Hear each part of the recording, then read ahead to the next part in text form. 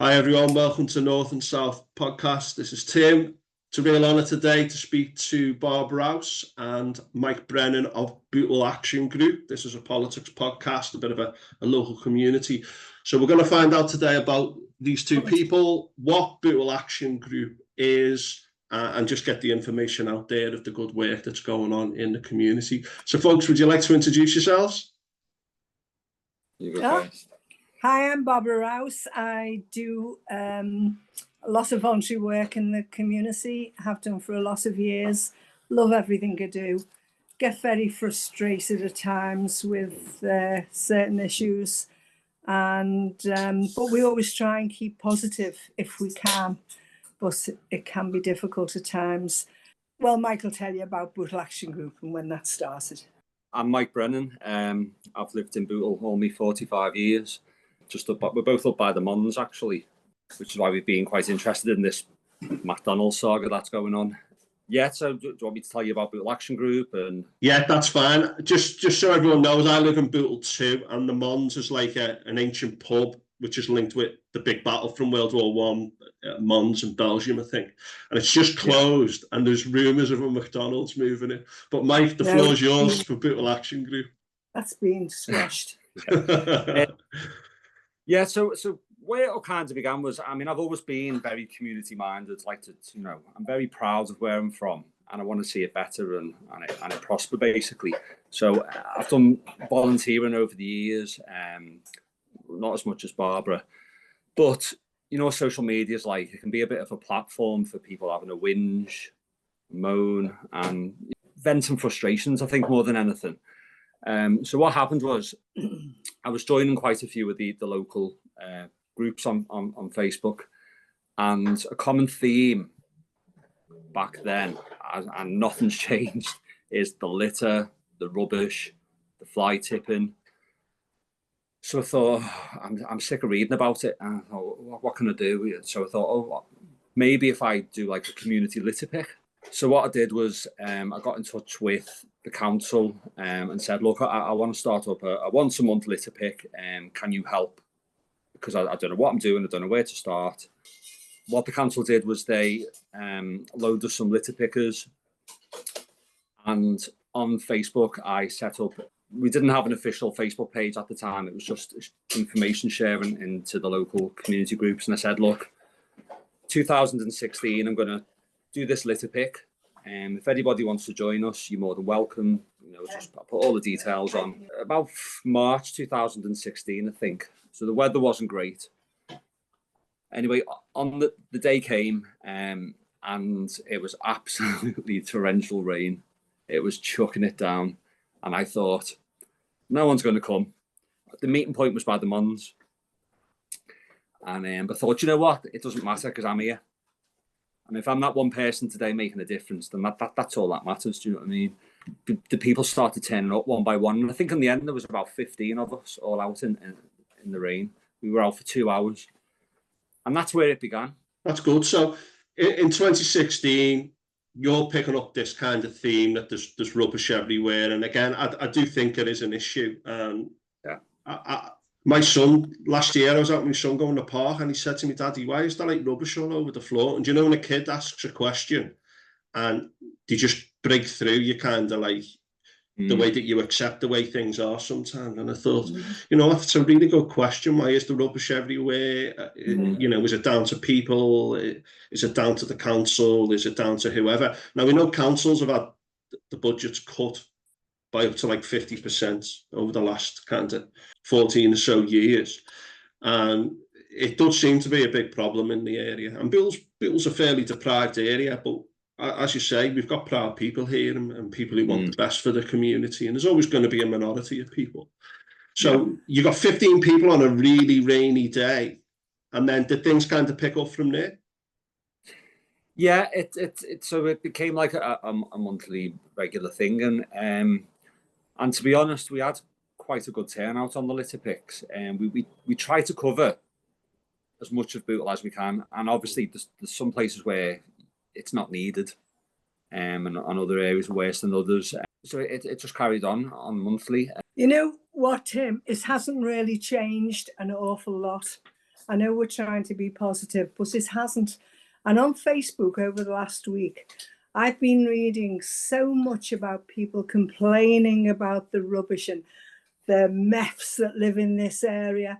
And I got a bit upset and said, please don't generalise, because some of us, like me, go outside my house and brush 50 yards up the road and 50 yards down. We have a walkway, so, you know, it's a bit easier. But I like to see it looking nice. I love my house to be weed free and a nice bit of paint on the gates and flowers. And I don't know why other people think it's all right to live in a tip, because it's not. And I always say, you've got to realise there are more really, really good, genuine, lovely people in Bootle than the others. But unfortunately, the others seem to be doing more fly tipping, more rubbish. And I personally think it's got to start in schools. My children brought home pocketfuls of other people's rubbish. So really, it's got to be, if not on the curriculum, as part of their looking after our town where we live. It's interesting that Barbara says that, because Bootle Action Group started off as just an informal litter picking group. And then later on in the process, as things started to speed up, our friends down at SAFE suggested that we might want to become a community interest company, which would then, you know, open us up to receive funding. But as part of that, we thought, well, we're going to need some kind of logo. So I sat down one night and I was just drawing a few things, and I thought, I'm going about this the wrong way. We need to get the community involved in this. I don't want to do the logo. So what we did was we ran a competition across the Bootle schools with the idea that it gets the schools thinking about the litter. Because that, as Bob said, that's where you need to home in on, isn't it? When they're at that age. So yeah, we ran this competition across 3 local schools, and the winner, from memory, was from St. Monica's. So our logo was designed by her in probably 2017. Yeah. That's good, because you're involving the schools. And I mean, I was a school teacher for 25 years, and we often have campaigns about litter. And there was one head teacher in particular, and when he came into the school when he was new, he just said, this has got to stop. And we had big campaigns about it. And what I often found is there were certain students, when you were speaking to them, they'd look at you like, what do you mean? Like, and I don't know whether it starts in the home or what, but when I was brought up, the thought of throwing something on the floor, for me, when I was young, the way I was brought up, it just never even entered my head. And yet there's peer pressure, and you might have areas where there's no bins or whatever, but I really just don't understand it, because I've wrote about this today, actually, just as a little aside, something that I'm doing about rubbish and why people throw rubbish on the floor, because, you know, at the end of the day, it's your community. It's you. It's a reflection of you. And if you have enough people who say, we're not doing this and that's not acceptable, we can make big changes. And I think that it's great what you're doing, but it is a frustrating one. I mean, I've seen adults throwing like McDonald's bags, mentioning them again, out of moving cars, like quite wealthy cars, you know, and I'm looking and saying, did I actually just see that? Like, what's going on there? You have to take a double take, but it is quite depressing, but it is a minority, I think. On that subject, can I just tell you about many years ago? My husband's here in the background, if you see him running around. We were in Devon, and we were just approaching traffic lights, and something came out of a window. It was a cigarette packet and something else. And I said to Ken, stop, don't move. He did stop. I got out the car, fortunately it was still on red, and went, you know, as you do, wind your window down. And I said, I think you've just dropped these out of your window. I said, who do you think's going to pick all this up? I said, imagine this 1,000-fold, 1,000 people throw a fag packet out of the window. Please don't do it again. And he sort of looked. I can't remember whether he said sorry. I didn't really care. I got the message. He got his rubbish back. I didn't care if he threw it out when he was going up the road. It didn't matter. You got your point across. I got my point across. And yeah, you're right. It's not just our community doing it. You're right. I've seen things getting lashed out the car windows on Southport Road, and I'm on my horn at them, and I'm like, what are you, what are you doing? It's terrible, isn't it? It's a little bit like someone talking to themselves and calling themselves stupid or dumb. You'd say, don't talk to yourself like that. And people doing it to their own community, but it frustrates me. And it's like people are just disconnected from their environment, or that's nothing to do with me. And I really don't get it. Just as a basic moral, ethical approach to life, if you don't litter your immediate environment, you're doing your little bit, aren't you? What do you think about this idea? I mean, I'm a bit older now, and I do say things like, if I see a young person doing something wrong, I'll say, excuse me. And I might not have a go at them. You've got to be careful, haven't you? But I'll always kind of say, excuse me, what's, what are you doing? What are you doing that for? And there's a lot of people who feel reluctant that people are a bit more in your face than they used to be. But I think if everyone was to take a bit of a stand and just show disapproval without necessarily challenging people too much, I think the world would be a better place, wouldn't it? Well, yeah, I've got just two things to say about that. We kind of take a different approach now as a family. So if you stood outside the school, say, and then there's a kid eating an ice cream and the wrapper comes off and it's on the floor, it's always that, how confrontational do you want to be? So what I do now is I just say to one of my kids, oh, someone's dropped something, do you just want to put that in the bin? Because there's a bin right outside the school. Yeah, so that's unforgivable, that is. Yeah, so you're doing it so that you're making your point, but you're doing it indirectly. The second thing I wanted to say was, so we've been doing some alleyway transformations, because there's a lot of fly tipping in the alleyways. Some it's not feasible to do, the narrow ones. Saying that, somebody did say to me, if there's room to fly tip, there's room to make improvements. So it's, and that's a good way of looking at it. But the point I'm getting to is we've just completed Marsh Avenue transformation on that. I don't know if you've seen it. So that's gone from a fly tipped alleyway full of weeds and whatever, and it's full of flowers, fruit, vegetables, community benches. It's just a massive transformation. When we were out there one day, because I still go along and support them where I can, someone threw a manky old paddling pool over the wall. Now, not everyone wanted to be involved in the project, and that's fine. The entry is open to all. If you want to come out, great. If you don't, that's your choice. But don't destroy the good work of the others. Now, I say women because it was mostly women that helped. When that come over, they picked it up and threw it back and said, you can see over your wall or out your window how hard we worked on this. Do not destroy our work. And the woman behind the wall apologised, but that's what people need to do, isn't it? They need to start standing up to it. And Tim, Mike won't tell you, but he instigated the fundraising for this, and he got all the fundraising for us and gathered the people together, got letters sent round the houses. He's done so much good work in this area, and we probably haven't got time to go through everything. But I know there's things that Mike wants to. I think a lot of it's how you approach people. So in the past, people in Marsh Avenue have had the council going, "Don't be fly tipping," and and One Vision Housing, stop the fly tipping. So I've gone in with a different approach, and I've said, "Look, I'm just Mike from Bootle, and I want to help you. I want to make your lives better. Because who wants rats and rodents and filth on your doorstep? It's just." Because they were really weary of me at first, because they thought I was the council.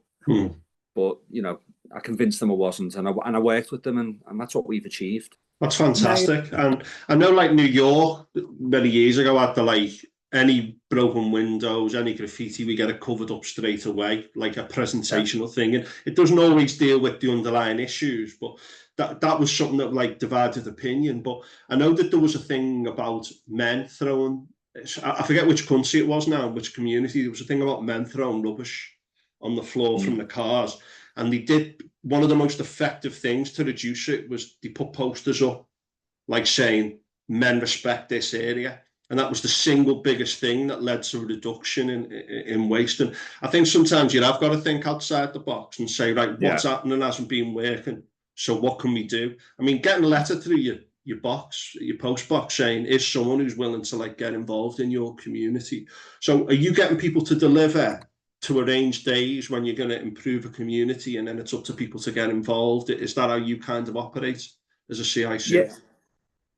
Yeah, I mean, to be honest, in all honesty, we've not done that much litter picking this year because we've taken on a patch of land opposite the Muns, which is gardens.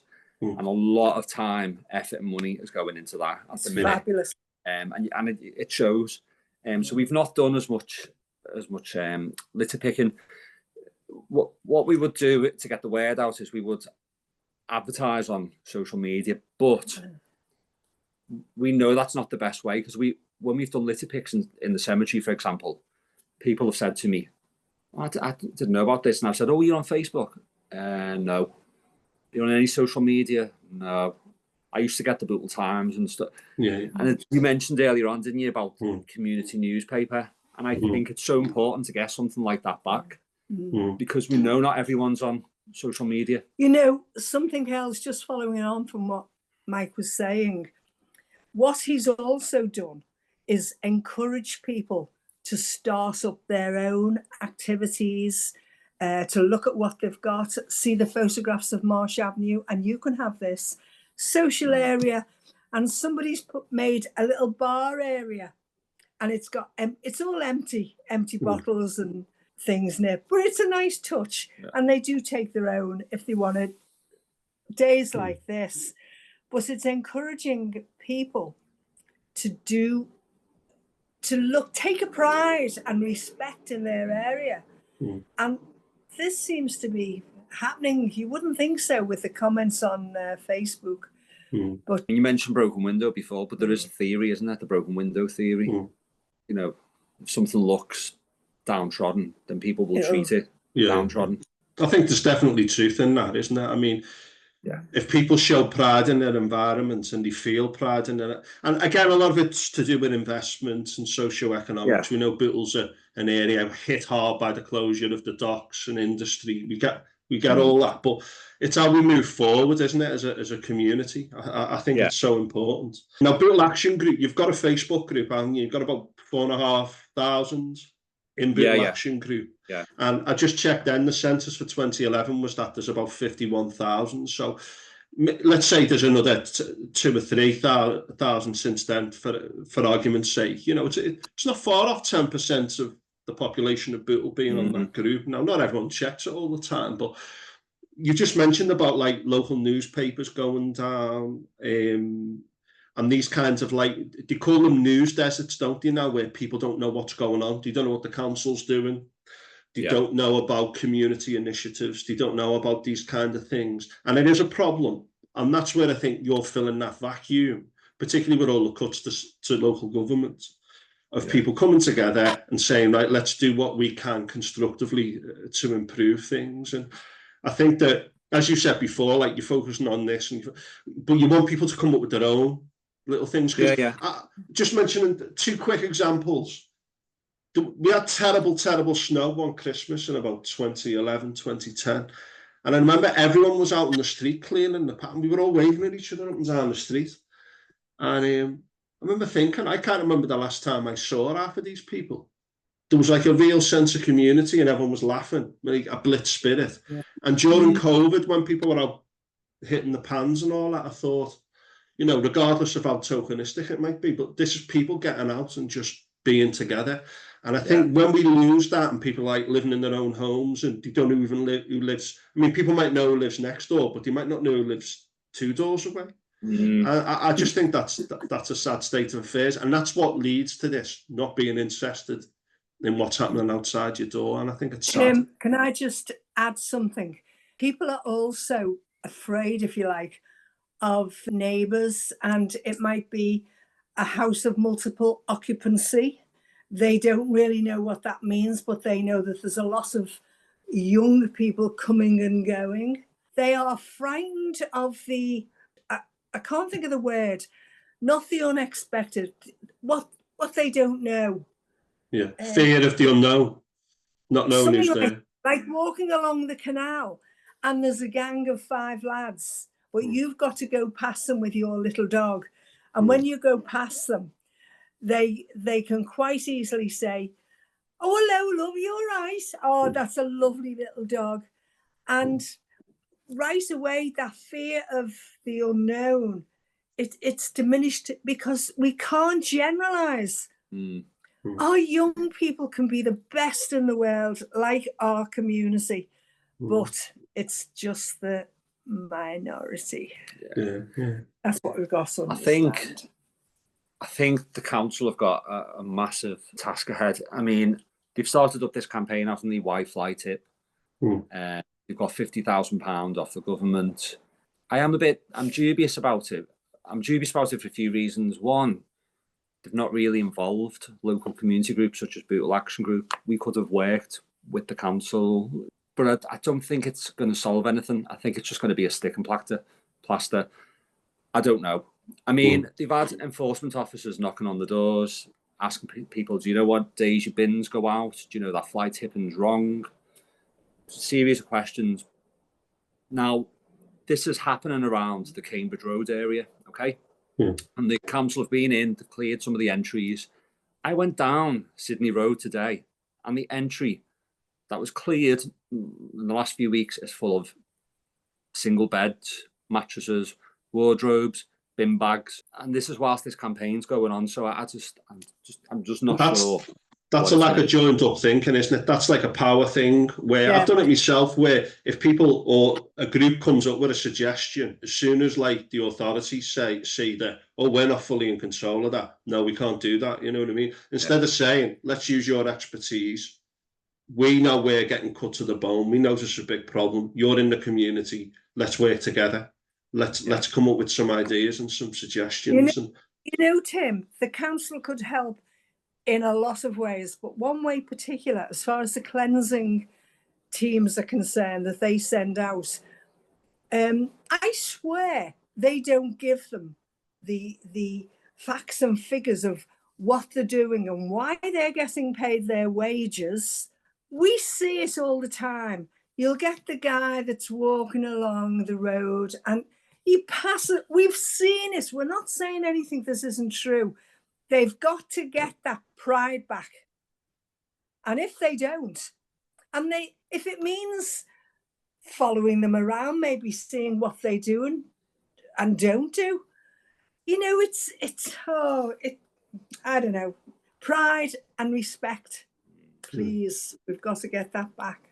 Yeah, I think back in the day, I remember that there was a bit thing, wasn't there, that like a working class tradition, not just a working class tradition, but this idea that, you know, if you worked in a tough job, if you were working all week, on the days that you weren't working, you made sure that the area outside your house was spotless, and you know there was pride, etc.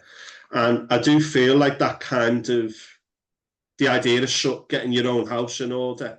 I think when that goes, that then impacts on the wider community, doesn't it?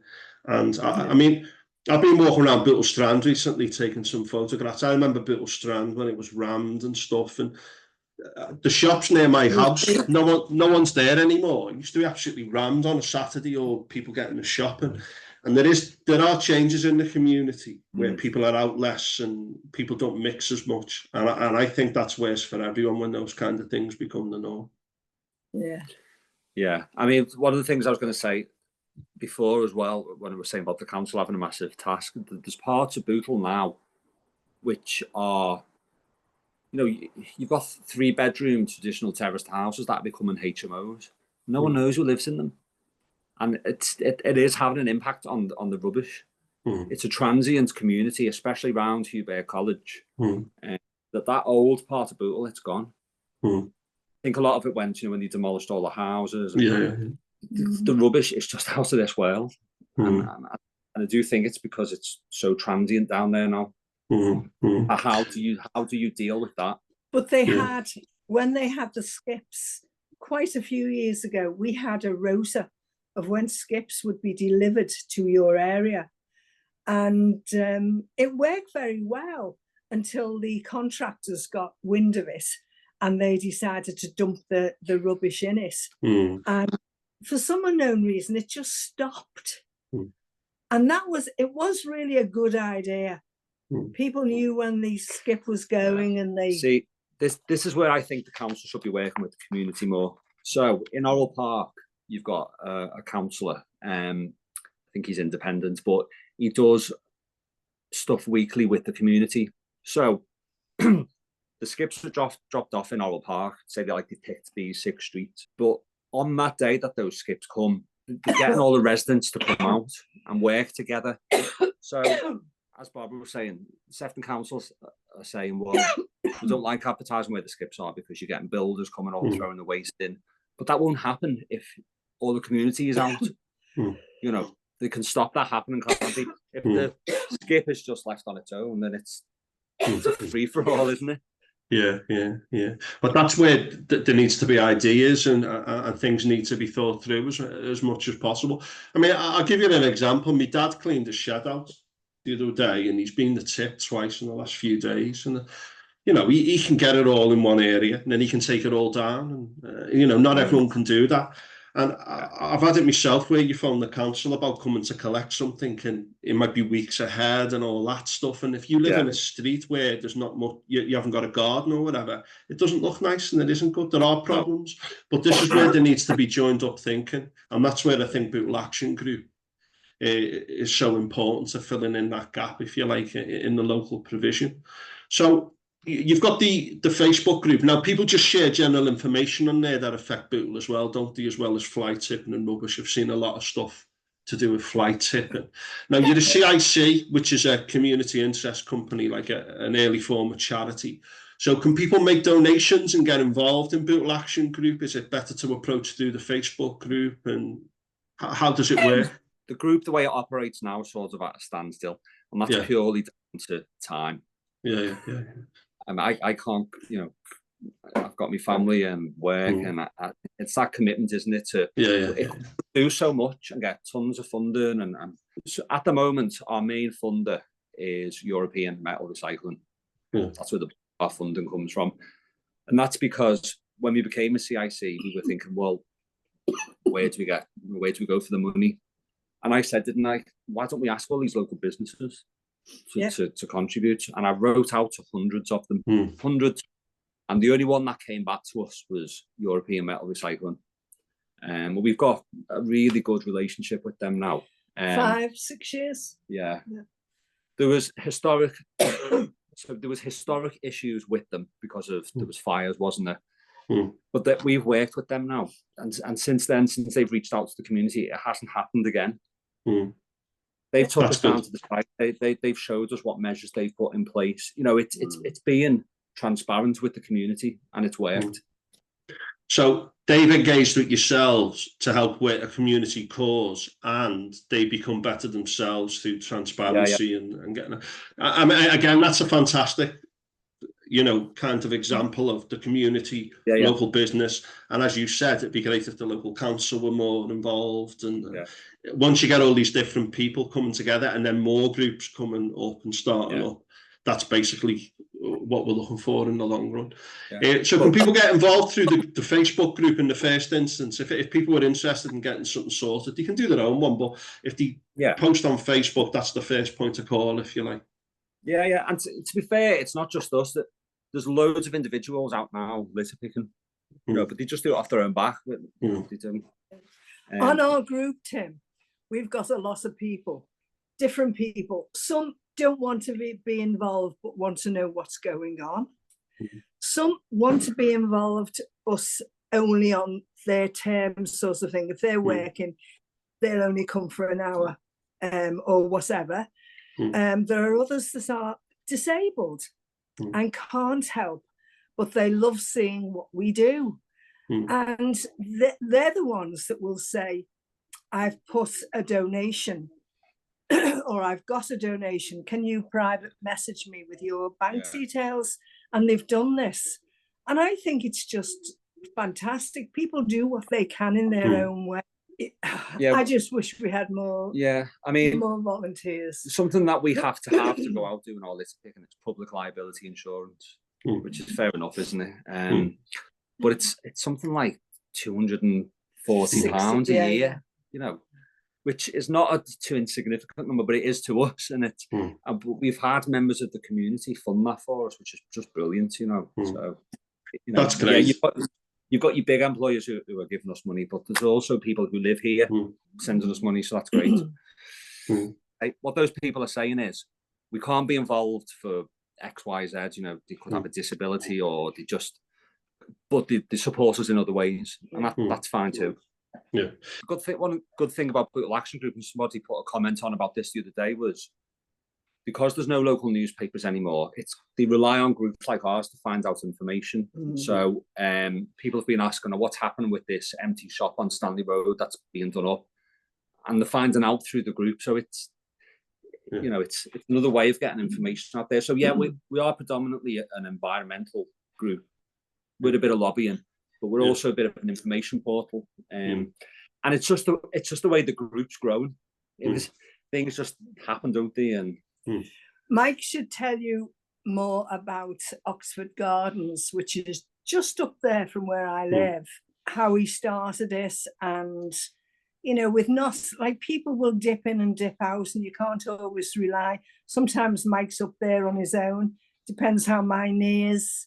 But we do other things, like we've got a large water bus in the garden. Well, that's where the water comes from. And I'll make them tea and something to eat or something like that if I can't physically help. But Oxford Gardens is going to be judged by Bootle in Bloom on the 5th of August. And sadly, that's where Mike is going on holiday. It was booked before the date of the judging. But really, you know, we're going to be there. But sometimes, you know, we'll look out the window and Mike's up there on his own. He's got a couple of hours. And it's absolutely beautiful. The grass is a lawn. It really is lovely. Hi folks, welcome to part 2. We've just had some technical issues, which is usually the way. So yeah, you were saying that it's at Oxford Road. Did you say that there's been, you've done the gardening there to improve Oxford Road? So you sometimes choose a street or a particular area? Tim, hang on a minute.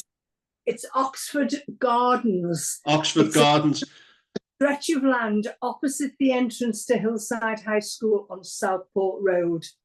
Got you. I think I was thinking of Monopoly is at Oxford Road, Oxford Street. That's what it looks like now anyway, after your good work. But I just think it's great though, because people do notice them. I noticed them. And I know my mum says, when she sees things, she goes, there's a lovely little, some people have done it up in this little area. And I think it does make a big difference to the community spirit and the social fabric. I think as well, it's changing misconceptions, isn't it? Because most people drive past the docks and everyone thinks that's Bootle, and it's not. There's much more to it. You know, we've got Derby Park, which is amazing, and you know, there's so much more than just driving past the docks. You know, but yeah, the idea behind Oxford Gardens was in 2018, Bootle celebrated its centenary. Or it was 150 years of being a county borough, which obviously ended in 1974. But we were thinking, what can we do, something to commemorate that? So we thought, well, what we'll do is we'll just put like a little flower bed up there, and that can be it. Yeah. But it wasn't it. It just evolved into more. So we've made it, you know, quite a nice community asset. Before it was just a stretch of grass with a path through it. It needed some TLC, you know, the benches needed restoring, so we've done all that. But we've also worked with Green Sefton to help us do stuff. So the lamp standard, that's in the middle of the gardens, that used to be in the front of Christ Church before they built the roundabout. Oh, right. And it's probably one of the oldest monuments in Bootle. So it should be looked after and, you know, cared for from that heritage aspect. So yeah, Green Sefton helped us to restore that. So it's just working with other different organisations as well. One Vision Housing, they give us a garage for free, and that's where we store all our community equipment. Now, if we didn't have that from them, It'd probably all be in my back garden, but no, it's just we wouldn't be able to do the stuff that we do, particularly with Oxford Gardens.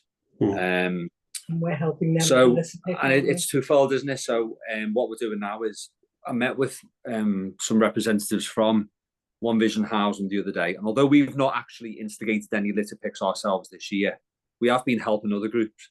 And One Vision have said to us, look, you know, we've got a community day coming up in October. Can you come out and support us? And that's fine, because, you know, they're supporting us with a garage. We you know, and we can support them with their community tidy up. That's how it all should work, isn't it? And, you know, hopefully other groups will be inspired by your good example. But I just think it's great, because there's so many reasons why people say, oh, I haven't got time to do A, B, C, D, E, F, G. And I just think it's good when people come together with a common aim and say, right, let's improve things for people in the community. Well, we don't want anything for it. We just want to serve, as it were. Yeah. And that's why we worked with people like Safe Regeneration, that, you know, they've supported us with a laptop and litter pickers. From that period in 2016, we were doing a lot of litter picking, so you get through the tools quite quickly. So it's important to have a steady stock of it. Christmas, and they've supported us with our Christmas event. So we've done a tombola down at the Lock and Key Community Christmas Market, which helps us raise funds for the group. So it's working with all those different community organisations, isn't it? And BAG is now also part of South Sefton Community Alliance. Have you heard of that? No. So South Sefton Community Alliance is basically a platform to give the community a bigger voice. So, for example, Bootle Action Group going along and speaking to you know, if there's an issue. So, for example, there's been some fires at Norton's quite recently, which, you know, no one's happy about. Now, Bootle Action Group can go along and complain to them and you know, put our feelings across, you know, tell them what the community are feeling. But by bringing other organisations into the fold, it's a bigger voice, isn't it? And that's what South Sefton Community Alliance is about. It's striving for all the things that BAG does, you know, a better environment, better air quality.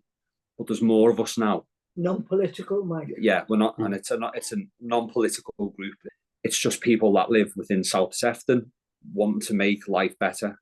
But again, more the merrier, and this is why the loss of local newspapers, which could say, I mean, I always thought the local newspaper, it wasn't always organised the best, but at least you could have, like, you say, right, here's local community news on these few pages, like positive community news and organisations working together. Because now you don't hear about anything like that. I remember seeing litter picking in the Champion, where, you know, maybe around the time that you all started, but there is a real gulf and, you know, a missing link there between what people know and what's going on out there. And not only that, the perception, but the actual action, getting out into the community on like rainy days, like you did in the first instance in March 2016, you know, getting out there and doing it. But I think it's great work that you're doing, and long may it continue.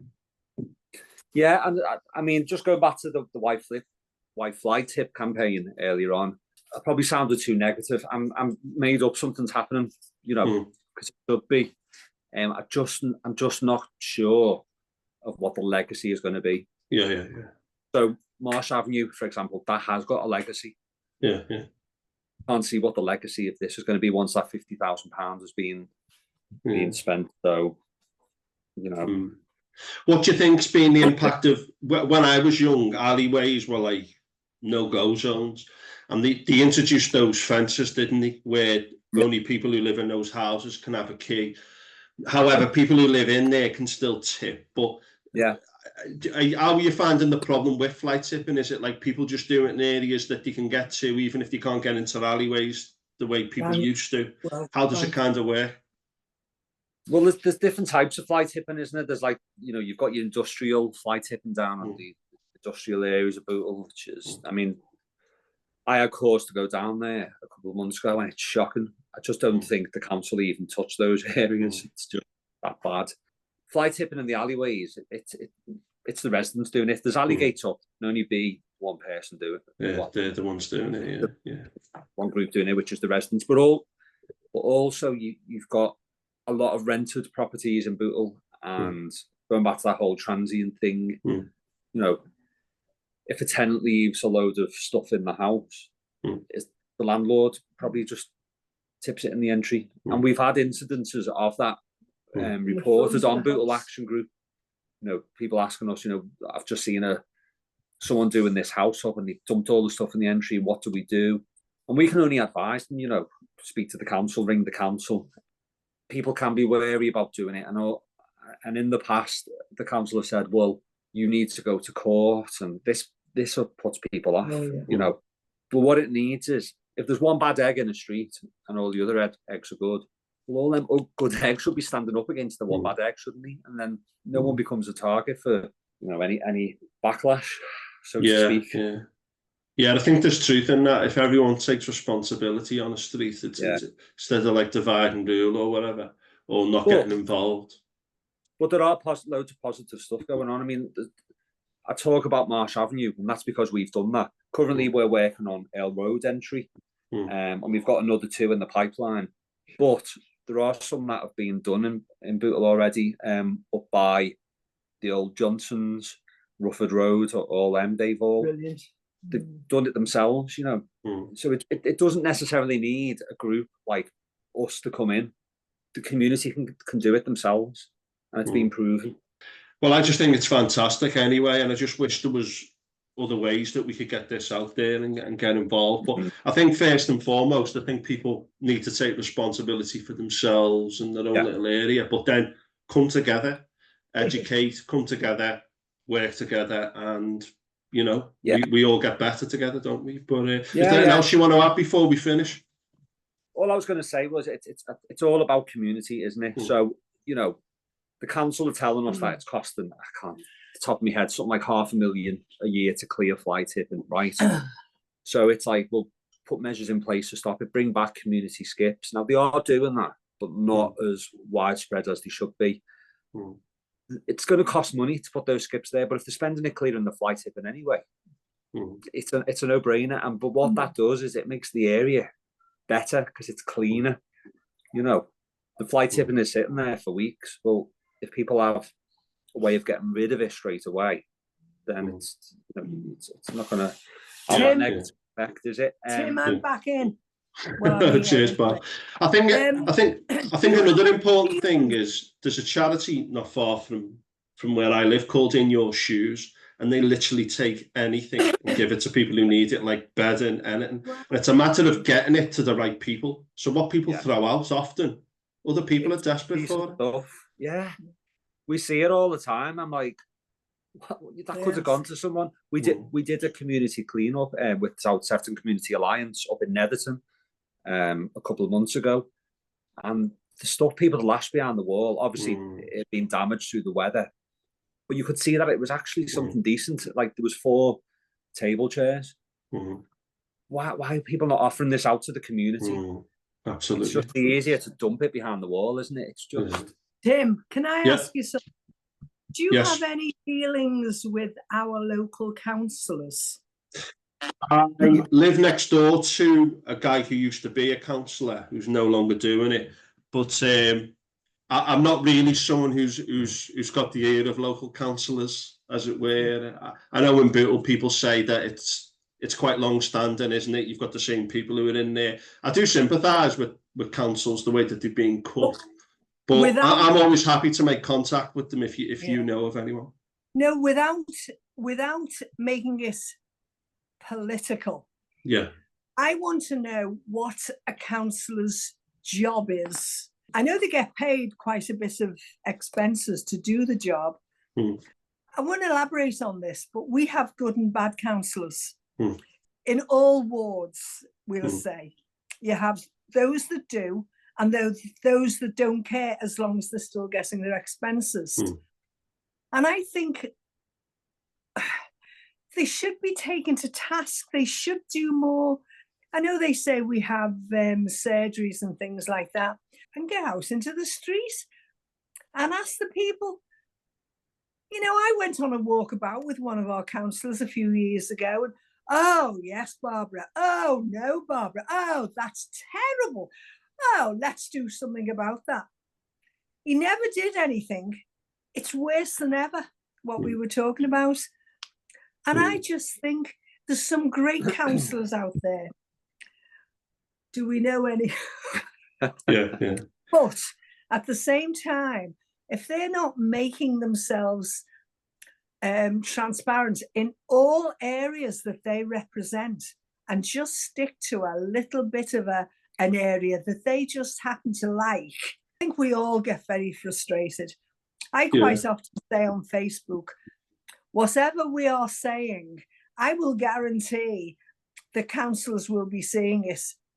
Because it's funny the way you get little conversations and how they go, and all we want, Tim, is teamwork. We want to be able to work together. We don't want to fight, and Does it? I mean, for something like the waste problem in Bootle, I don't know if you've heard of those citizens' assemblies where you just get like a group of people randomly selected and say, right, you're going to look at the issue, speak to experts, and we're going to actually do something. And, you know, it's all very well saying that the council have got some government funding to spend, and once that money's spent, you're worried about the legacy. It's about getting everyone together, collaborating, and come up with meaningful long-term stuff. And that takes the pressure off the councils as well, doesn't it? Yeah. What do you know about it, Tim? About the citizens' assemblies. Citizens' assemblies. So what they've done is, like, controversial issues, like they looked at abortion in Ireland, and they sometimes look at a very controversial issue. It's called the Citizens' Assembly, and you pick 12 random members of the public. They look at the issue exhaustively. It's picked by lot. They can speak to experts. They come up with a plan, and then the plan is implemented. And the thing is, they're not worried about re-election. They're not going to be there long term. So they're saying, right, let's deal with this issue now.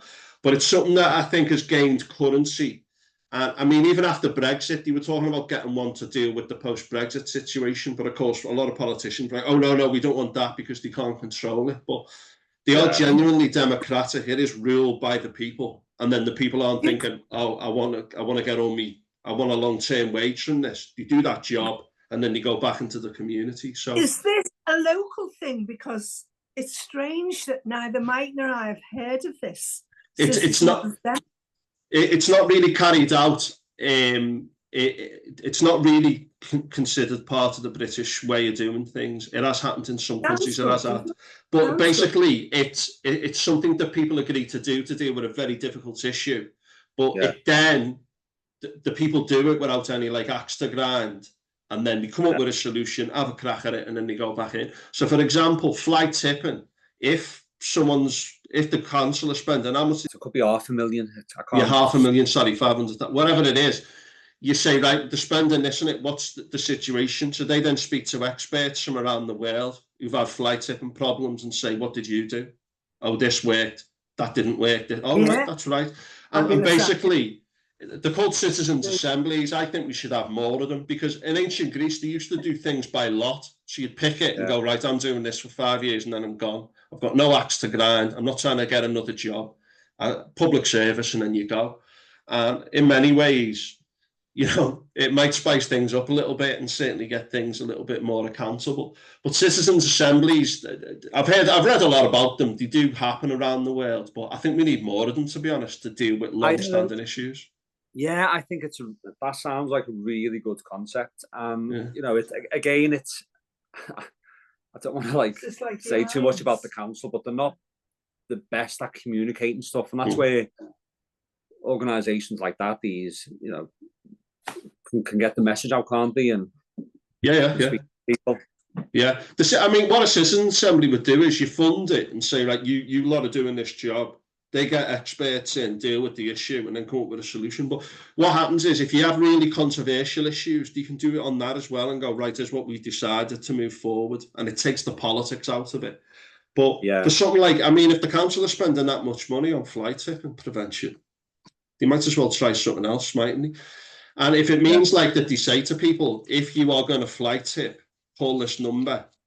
and they try stuff out. They just try whatever and say, how can we get it down? It's a bit like with drug use. People sometimes say, oh, let's have an area or a house where people can use drugs. Yeah. And then crime goes down, drug use goes down. But, oh, no, we can't be doing that. It's about doing what works rather than people being worried about perceived consequences, etc. You know?